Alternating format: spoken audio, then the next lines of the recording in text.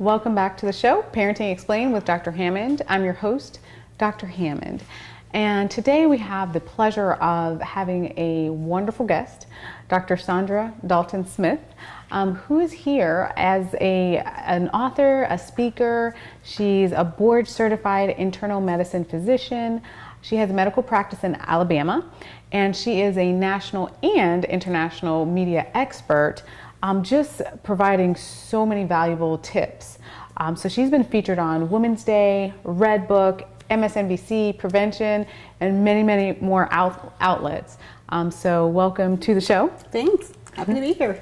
Great. And we're going to be talking about a lot of things related to living your life as living an abundant life as a parent. And there's so many things, it seems like, that parents nowadays are dealing with. And you've done a lot of outstanding work as a physician working in this area and teaching how to live an abundant life. And as you see that parents have been overworked or maybe very overwhelmed, what do you think is missing for today's parent?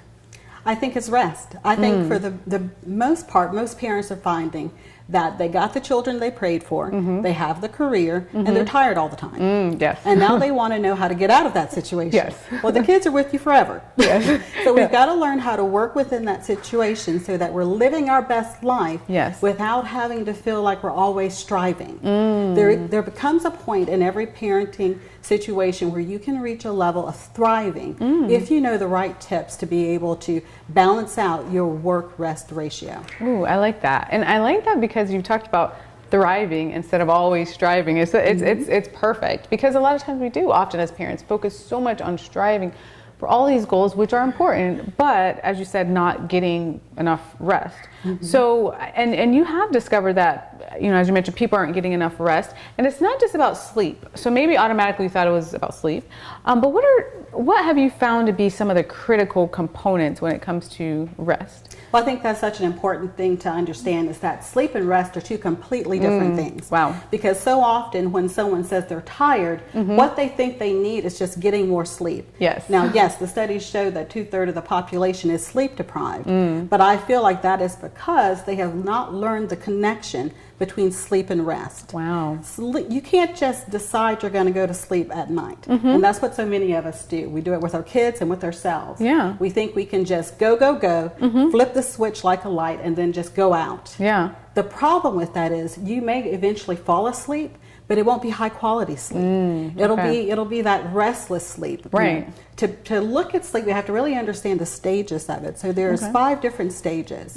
And the first couple of stages, stage 1 and stage 2 of non-REM sleep, are not restful. They're those beginning stages where we just start falling asleep. Right. You hear people say they're light sleepers. Well, those types of sleep activities, you're asleep, but you're not getting the restoration. Nice. The restoration part of sleep comes in stage 3 and 4 of non-REM sleep. If you have kids and you've ever fallen asleep, you pick them up and they're floppy, that's stage 4. So a lot of us never get to that. But if we can ever get to stage 3, then we can actually experience that rest that we're looking for. So is that why I've heard a lot of parents say, well, I got enough sleep, I got my 8 hours, but I woke up exhausted. Exactly. Oh, They were in stage 1 and stage 2, so they're getting sleep, but they're not getting high quality sleep. And rest, that's the bridge. It's the bridge that takes us from our day-to-day activity into that higher quality sleep so that we actually leave it feeling well rested. Nice. And that's what I help teach parents, how to recognize what type of rest they're missing in their lives and what the different types of rest are. And what's one tip would you say to know if you're what type of rest that you may need? Well, it may be helpful if I start by just kind of mentioning what the 7 different types of rest are. Right. I really find that so many people have no clue that there's different types of rest. So 7 types, you said? There's 7 types of rest. The first type is physical. That's everybody understands. Right. Mental rest. That's kind of quieting that background noise, the cerebral chatter that we have. Yes. Then there's spiritual rest. That's the meditation, the mind, body, spirit kind of connection that a lot of people understand, the faith component of it. Then we have emotional rest. That's one that a lot of people don't really understand. They think I'm solely talking about anxiety and depression. Yeah. But there's emotional rest is more about being authentically who you are without feeling as if you have to be on performance all the time. Wow. Because if you think about teens, CEOs, people who are in professional careers, they're constantly in a performance mode. There's Yes. a level of expectation, and that level of expectation produces an internal stress that they're living under, and they have to understand that they have to get out from under that during times of their day to really feel rested in their emotional levels. Very important. And then there's social rest. That's really the rest that comes from being in the presence of other people. We're a technology generation, so we text and Constantly. we tweet to everybody, Yeah. but we don't get the presence, that exchange of just being in someone's presence, the body movements, the tone of voice, all those things that go with being in someone's presence Right. have a healing effect. Right. And then we also have the additional types of rest that a lot of people don't know are sensory rest, which if you think about it, on our day-to-day basis, our senses are being overwhelmed, whether it's the classroom Day-to-day. with background chatter. Definitely. You work in a cubicle with a lot of people talking, you're hearing the noise. Right. I'm in the hospital a lot, so I'm smelling all sorts of smells. Right. So you're constantly getting your senses assaulted, and those need to be rested, as well as creative rest, which is the rest that comes from being around beauty, whether that's natural beauty or the beauty of the arts. Nice, nice. I love that. I really like how you broke that down, because I do agree. I mean, that's news to me too, that there's a lot of different types of rest, and oftentimes we just think it's sleep, but there's many other areas. And I particularly really like the emotional rest, as you mentioned, because it's so true. I think that as parents, we tend to look at social media or what our family's saying or a coworker or something else, and we have to compare ourselves, and we have to be a better or perfect family, and all these things that are very emotionally draining Yes. to do. Or as you said, if you're a CEO or a business owner or Or a whatever teen. it is. Yeah. I think that's one of the biggest ones, because Yeah. I can think about myself as a teenager. You so desperately want to fit in. Of course. And you're almost willing to sell your soul to fit into some groups sometimes. Right. And so there's an emotional pressure that comes with that. And when you have a child or a teen or a preteen even now, who you feel like is just excessively stressed, I challenge you to actually start asking some of the questions that I talk about with emotional rest, and see where they're at. See if they're having to live under this performance mode. Right. I mean, those are really some really great tips. So there's different types of rest. Understand that, and for yourself as a parent, but also for your child. So we are going to continue the conversation, and we'll be right back right after this.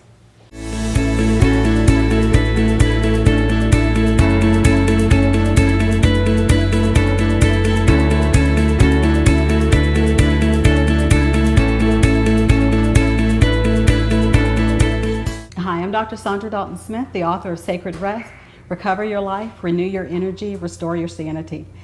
One of the biggest problems I find is a lot of times we fail to have personal boundaries. So if this one of the issues that you've noticed is that you're not establishing personal boundaries and you're not enforcing them, one way you can start doing this is start looking at what areas of your life you prioritize, and if your priorities align with your values. One thing parents often do, and I know I've been guilty of it myself, is I allow my personal boundaries to be pushed to the extreme because I fail to recognize that there are priorities in my life. And so once I recognize that, and once I start applying those personal boundaries, then there is more room for the self-care that I need.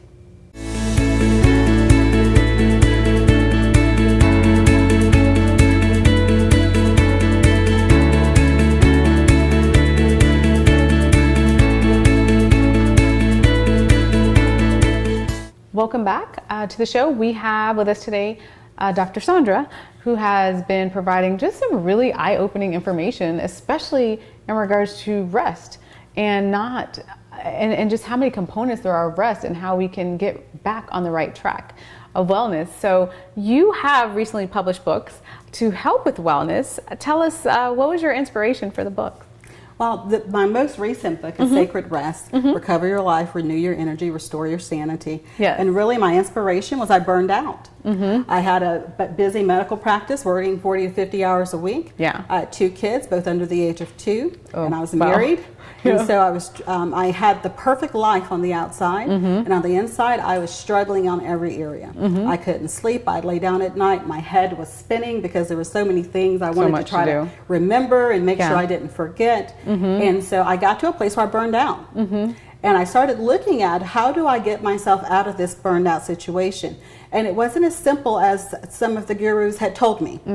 Just focusing on a couple of types of rest, healing my mind, body, and spirit didn't seem to be enough, because I still felt like, well, I'm still not well rested. I still don't have that joy, that peace, that energy, that vitality that comes when you actually live a well-rested life. And so I started diving in deep through the research, and that's when the other 4 types of rest came into focus. And I really started to see how important they were, and how they weren't really difficult to incorporate. I think that's the misconception, is that we have to do something exceptional, this kind of like sabbatical where we're going to go away and stare at grass for 2 hours. No, it's not that complicated. There's some very simple things that you can do as a parent to bring that work-rest ratio back into balance, so that you're truly living a life where you are energized and you have that vitality that you want. I love that. And you're right, there's a lot of information out there with health and wellness and nutrition. But what is your number one key tip? Because it sounds like,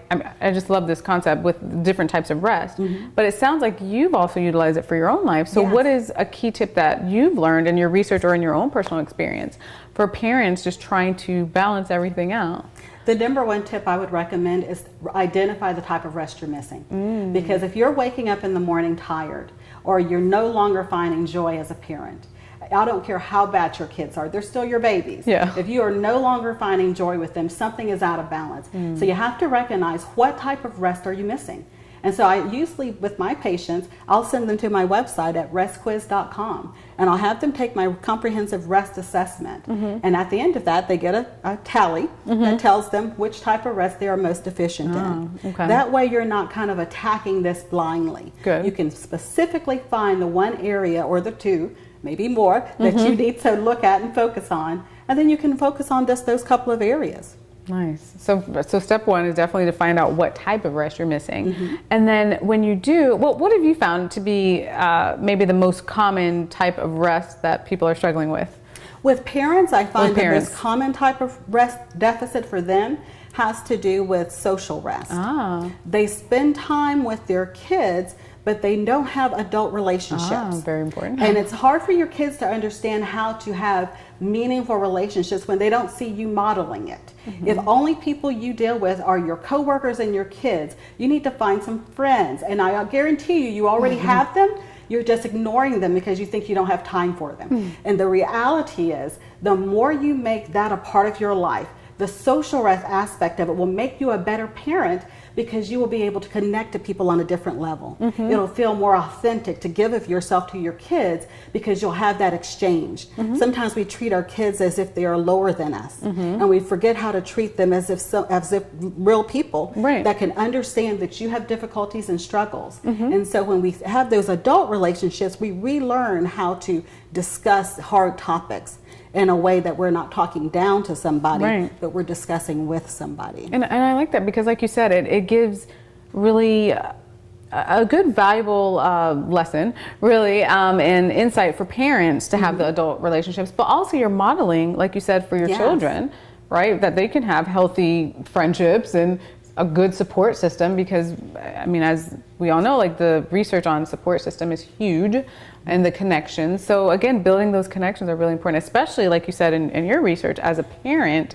The social rest is a huge area that needs to be addressed. Anything else that you found in the social rest component for parents that they need to just really be aware of, or maybe something to change with well, it's social and creative to some degree that I find with parents, is that a lot of times we'll have our own creativity outlets that we let go of when we have kids. So you may have a love for music or a love for writing or whatever, and you find that as you became a parent that you no longer felt like you had time for those things. There's a benefit in reconnecting with our own ability to create. It helps us actually stay grounded. It helps spiritually and in faith relationships as well, to recognize that it is not a waste of time to cultivate our creativity. And we should cultivate that in our children as well. So we teach them to color when they're small. Then we tell them they need to do more important things when they grow up. Yet if they want to be the innovators and the leaders of the tomorrows, then they have to still be creative and innovative. And so we need to cultivate that type of behavior, and we start by, again, modeling it. And I do really agree with that it's hard sometimes having a newborn or having a little one at home, and you're like, I don't have time, you know, for the creative side of you, but working on finding that time, because as you mentioned, the creative outlet is so healing, and it's beneficial to us as parents. And you're modeling for children that it's okay to have an imagination. Yes, you don't absolutely. have to watch TV all day or play video games all day long. You can find more, you know, imaginative or creative outlets. So absolutely. My son and I, a few months ago, did a painting class together. Nice. Neither one of us have any clue what we are doing. That's fine. Yeah, that's a good example. Idea. It didn't look good, but it was fun. Yeah. And my son's a teenager, so I don't get to have that type of coloring days with him like when he was 2. Yeah. So it was great to have That's that great. moment just to reconnect and to just be silly and Yeah. you know, do whatever we wanted to do with those paints. It's fun to kind of get back to that love of just experiencing life together. Yeah, I like that too, because as you mentioned, you had no, you know, nor do I, any artistic ability, but really just taking the time, I mean, have fun, do something you haven't done before with your child. They may be interested in something that you're not so interested in, but you know, taking the time, especially if they're a teenager, taking the time to do what they like to, but also taking the time, as you mentioned, for yourself, and doing the things that you need to do to really be a better parent. So we have been talking with the wonderful Dr. Saundra Dalton-Smith, and we will be back with more wonderful information right after this.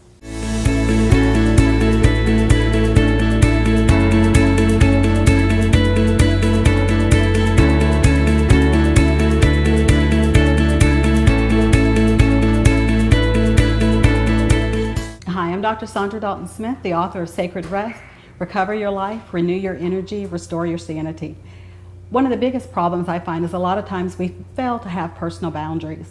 So if this one of the issues that you've noticed is that you're not establishing personal boundaries and you're not enforcing them, one way you can start doing this is start looking at what areas of your life you prioritize, and if your priorities align with your values.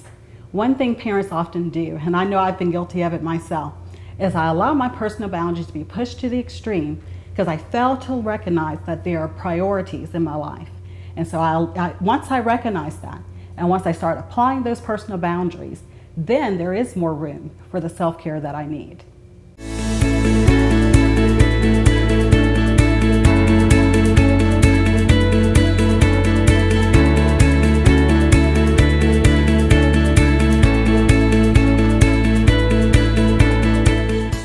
Welcome back to the show.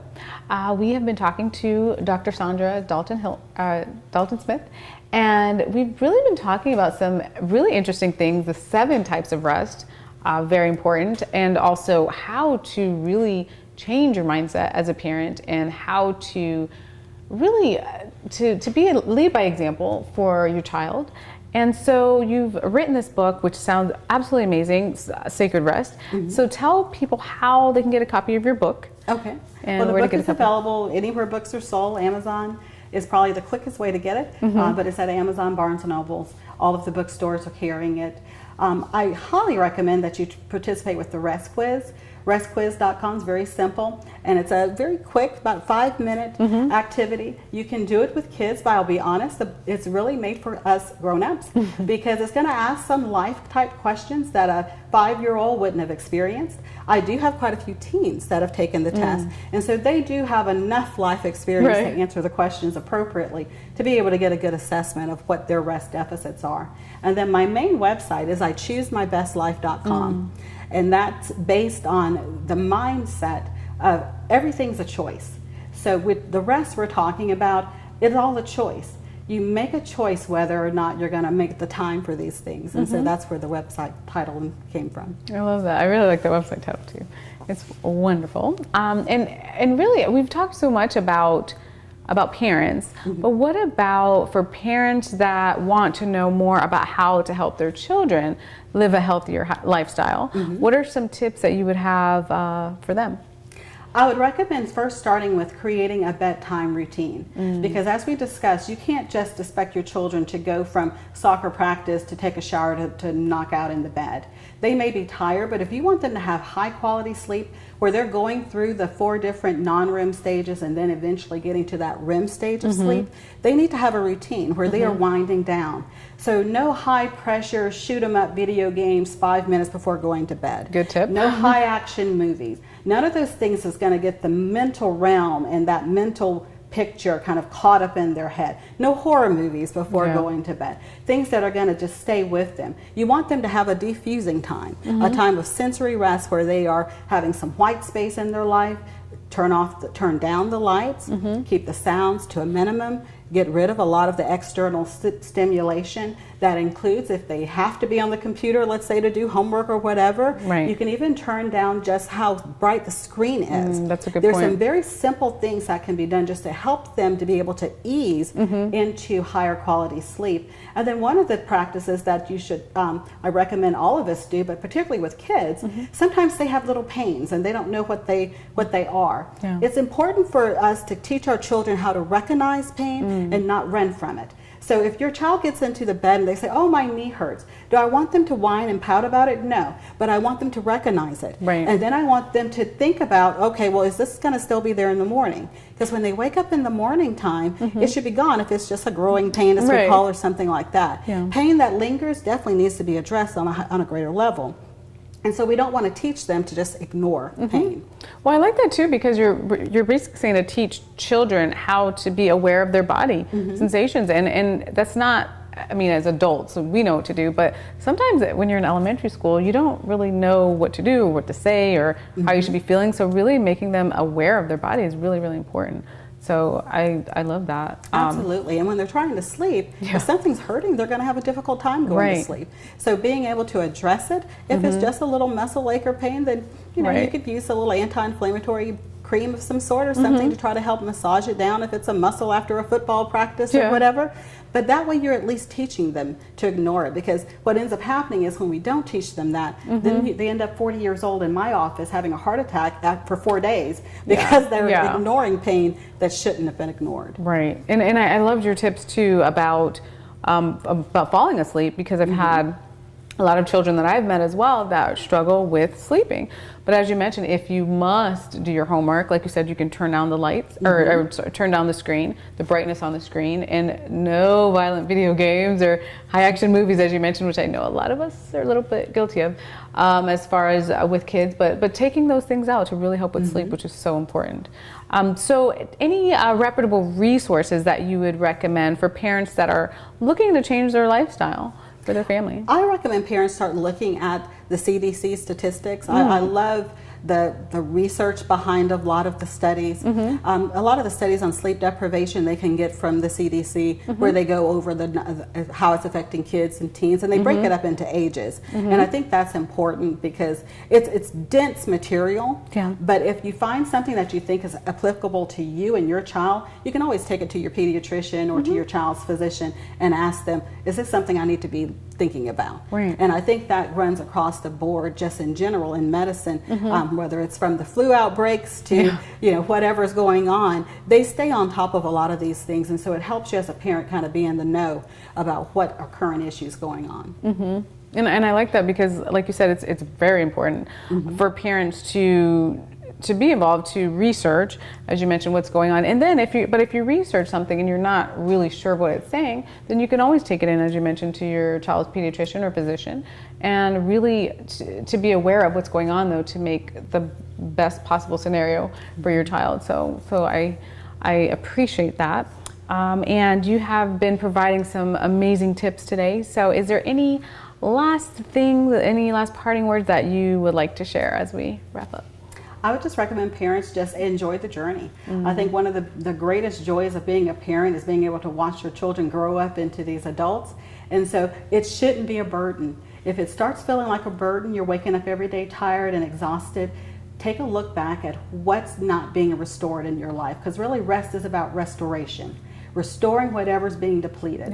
And so you're daily pouring out, so you daily have to receive and let things be poured back into you.